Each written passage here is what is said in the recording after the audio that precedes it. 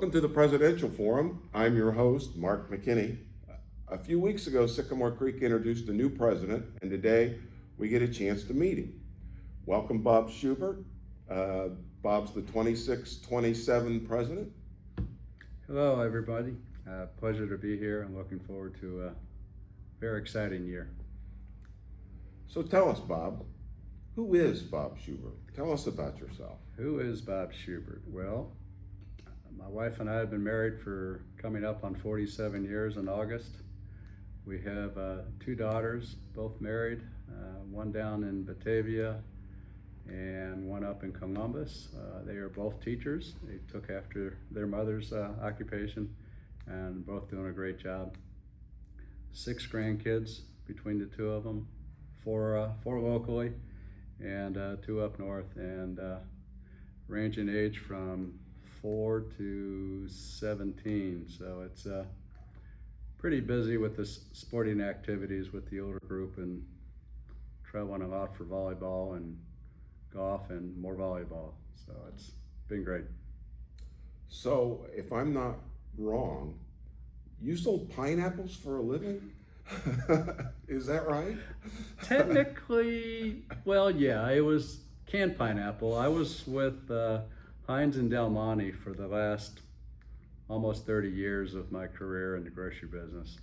And the Del Monte that I sold for did all the canned goods, so canned fruit, so canned pineapple, and lots of green beans and tomatoes and such as that. And my main customer was Kroger, so I was relatively busy with downtown Cincinnati. Oh, sure. So tell everybody, what brought you to Sycamore? How'd you get here? How did I get here? Not walk. I drove up 75. My wife and I spent most of our early marriage in Fairfield. Our girls both went to school at Fairfield School District, and we ended up here following my daughter, who needed help with the kids after the loss of her husband. And it's been a great move being here. She eventually remarried and went down south to Batavia. So, but Springboro's a good middle spot for between Batavia and up in Columbus. So we're happy to be here and glad we ended up on the driveway to Sycamore Creek Country Club. So I'm the guy that you see walking down the driveway or walking back home with reflectors on his cart so the guys after a league don't run over me. Don't hit him. So tell us what you really enjoy about Sycamore Creek, other than making the Tony Lighthill PW cards. You mean if I can get it out of my pocket, these things? Yeah. Yeah, I guess that's the biggest thing with Sycamore is the camaraderie that I've been welcomed to. I've been here 10 years now, and it feels like from day one that I was welcomed, and I think we do a good job of welcoming everybody that joins. And PW cards, hey, you got to have fun out there playing golf. Tony is a master of making comments about his shots, so we have a whole deck of about 50 different sayings that which one did I choose? It's see, it says PW, premature whining. It says, let's get something on the golf course this time. And there's 50 different sayings, so it's we have a lot of fun. Tony's enjoyable to play with, and so is the rest of the group. We got in with Mark's group on Saturday mornings years ago, and it's been a blast and gotten to know everybody. And as a result, I'm here today because of the welcoming that these guys offered to me. Tell us about what you might have as plans as president of Sycamore. Well, I think there's 4 main objectives for this year. One is to refinance the loan. It comes due basically in January of next year.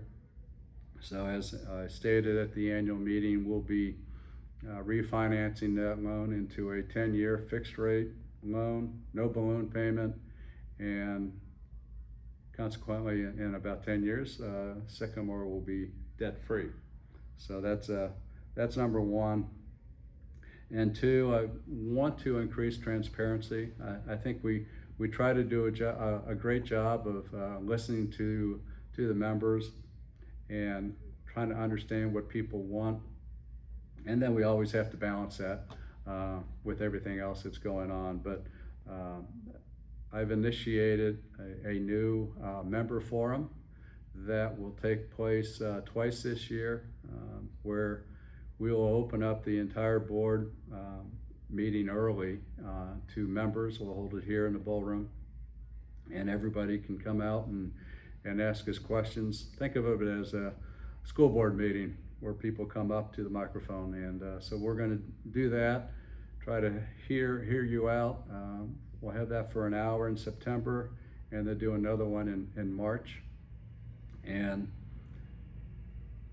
listen to what you have to say and answer you there that night, or have to get back with you depending on what the questions are.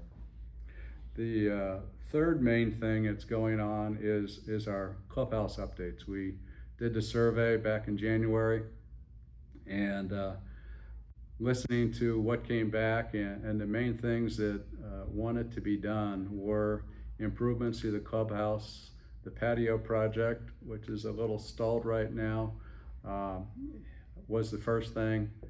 We were hoping to have it done by this week. That hasn't happened. Run into some issues with permitting, but we hope to get that finalized here in the next couple of weeks and get rolling and have this ready to go sometime later this summer. Part two is the bar update, and we're working with an architect now. We hope to have plans, schematics to show everyone here in the next month and a half, and show you what we've come up with, and get some opinions of members throughout the organization to move forward with that. And the last thing is a strategic plan. The previous boards that we've had, starting about 4 or 5 years ago, have put us in extremely strong financial shape. With the addition of the Palmer Group and Aaron as general manager, the board has moved from running the club to looking at a future for the club and what the next steps are. So planning ahead is allowing us to bring better facilities, operations to the membership. But with that, the fact that we only have a board that, I'll be president for this year, and then we move on to a new board, we cycle through. I think it's important to have a strategic plan that we can follow over the next 3 to 5 years, so that we continue on the path that we're on and continue with the improvements and updates that we're working on. And that will be important to have that in place. Okay. Well, there's a lot of rumors floating around about the porch. And no, aliens didn't land on it and leave a lot of radioactive material on it. Is there anything yet you want to add about it? Will the porch still be the same, or are they the permitting process, is that gonna cause problems? No problems per se. It's just a few additions. The porch, as we shared in the survey and the pictures that were out at the construction zone sign by the door leading out to that area, that same structure is what will be in place. It'll be the size of the old patio.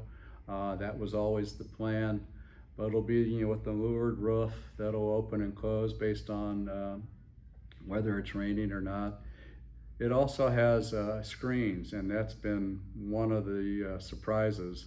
The county came back and said, hey, when the screens are down, you don't have any exits. So we needed to put up doorways going out, one towards the pool area and one towards the deck area, so that emergency exits, and those will be permanent doors that the screens will butt up against when they are in place. And when the screens are not there, you won't see them. The doors will still remain. So that's just something we had to work through. And so there's been little things like that as we've gone through it. But we're getting close, and should be able to start here relatively soon. That actually sounds like a good idea, having the doors. So, Yeah. can you tell us a little bit about what the situation is in the kitchen? And I know there's been some chef issues and all that. Yeah, unfortunately, Marshall, who served us well for a number of years, has decided to start his own company and has a food truck business now.